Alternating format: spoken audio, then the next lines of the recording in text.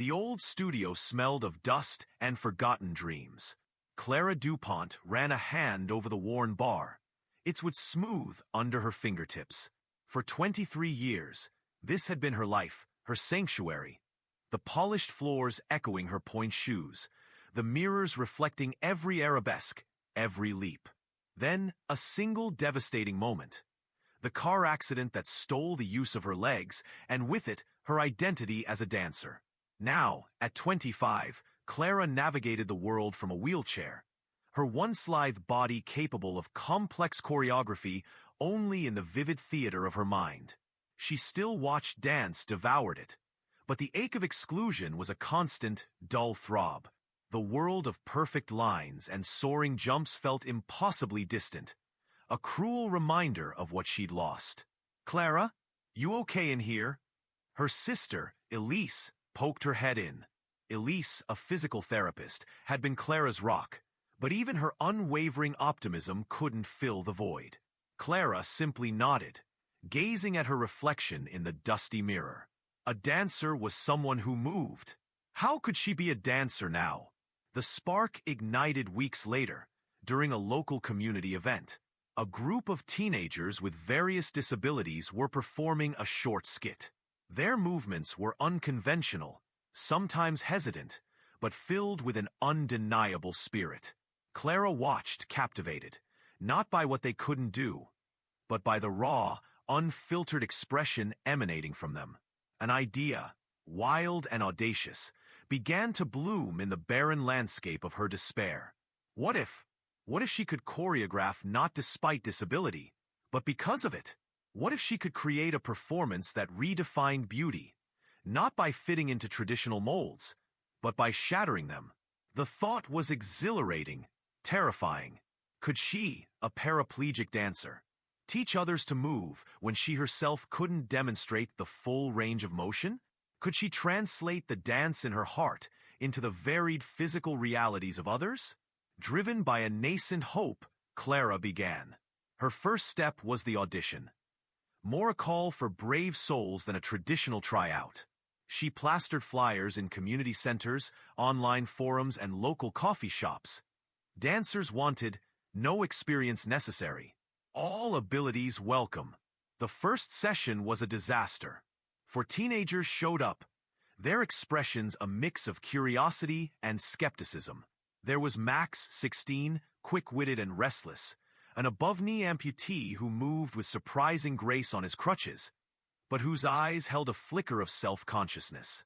Emily, 15, partially sighted, her movements ethereal but sometimes tentative, her head often tilted, listening more than seeing. Sam, 17, in a more advanced power wheelchair than Clara, initially withdrawn, his hands tightly clasped. He spoke little. And Lucy, 14, with cerebral palsy, whose involuntary movements often made her self-conscious, her smile quick to fade. "So," Max said, leaning against a wall, "what exactly are we supposed to do? Pirouette on one leg? I'm more of a b-boy, but you know." He gestured to his missing leg. Clara smiled, a genuine, unforced smile she hadn't felt in years. "We're going to dance. We're going to find your dance." Initial rehearsals were a study in chaos. Clara, perched on her wheelchair, would describe a movement, her hands articulating the arc of an arm, the curve of a spine. "Imagine a whisper," she'd say. "A secret you're sharing only through your fingertips." Max tried to translate it, balancing on one crutch, his body twisting in a way that felt more like a lunge than a whisper. Emily would stumble, her foot missing the imaginary mark. Sam's wheelchair remained stubbornly still, and Lucy, in her efforts to control her limbs, would often stiffen. Frustration simmered. "I can't do that," Lucy whispered one day, tears welling. "My body just won't." Clara wheeled closer. "No, Lucy," she said softly. "Your body will. It just moves differently. We're not trying to force your body into someone else's dance. We're finding yours." She started experimenting. Instead of mirroring, she encouraged individual interpretation. For Emily, She used sound cues, a clap, a hum, the vibration of the floor. For Max, she found power in his crutches, turning them from aids into extensions of his dynamic movement, like a warrior's staves. For Sam, she discovered the incredible expressiveness of his upper body, his hands, his head, the subtle shifts of his chair becoming part of the choreography. And for Lucy, she began to see the beauty in the unexpected, the fluid, almost organic flow of her involuntary movements, encouraging her to lean into them, to find rhythm within the unpredictable. Think of your chair as an extension of yourself, Sam, Clara urged, demonstrating with her own. Every swivel, every turn, can be part of the flow. Slowly, Sam began to respond, his initial stiffness giving way to a nascent curiosity. His power chair, once a barrier, became a partner. Emily, guided by sound and touch, developed an astonishing sensory awareness. She practiced with her eyes closed, feeling the air currents, the subtle shifts in the floor. Her movements became deeply internal, poetic. Max, initially resisting, found a new kind of strength, incorporating breathtaking balances and surprising lifts using his crutches, his one leg planted firmly, the other a powerful, expressive counterpoint. Clara herself was changing. The old studio, once a mausoleum of her past, became a crucible of creation. She spent hours deconstructing traditional dance, imagining it through different lenses. She found herself moving more in her wheelchair, her upper body twisting, her arms soaring, her hands painting the air. She was dancing again, not with her legs, but with her whole being, with her vision, with the bodies of her students. The idea for the performance's theme began to crystallize. Unbound. It wasn't about overcoming, but about celebrating. Celebrating the unique ways their bodies moved, the stories they told, the beauty found in difference. As the weeks passed, a powerful dynamic emerged. The initial awkwardness melted into camaraderie. Max helped Emily orient herself in space, guiding her with a gentle touch. Lucy taught Sam how to interpret Clara's nuanced hand gestures. Sam, in turn, discovered a surprisingly dry wit, making the others laugh. They became a unit, a family. But external challenges arose. The local theater director, Mr. Anderson, a kind but traditional man, was hesitant. "It's unconventional, Miss DuPont. Our audience is truly ready for this." Clara met his gaze, her spine straight. "Mr. Anderson, audiences are ready for beauty. And beauty isn't just one thing. Our performance will be a testament to that." Funds were tight, so the troupe designed their own costumes, simple, flowing fabrics that highlighted movement rather than obscured it. They chose music that was evocative and varied, from soaring classical pieces to rhythmic contemporary beats. One evening, during a particularly grueling rehearsal, a moment of pure magic happened. Clara had choreographed a segment where Sam and Max moved in sync, Max using his crutches to mimic the powerful turns of Sam's chair, their movements mirroring and diverging, a conversation between different modes of locomotion. Emily, positioned centrally, moved with intuitive grace, her arms weaving intricate patterns, while Lucy, standing, found a rhythm in her body's natural sway, a powerful, almost meditative connection to the music. As the music swelled, they moved as one, a symphony of diverse bodies, each contributing a unique note.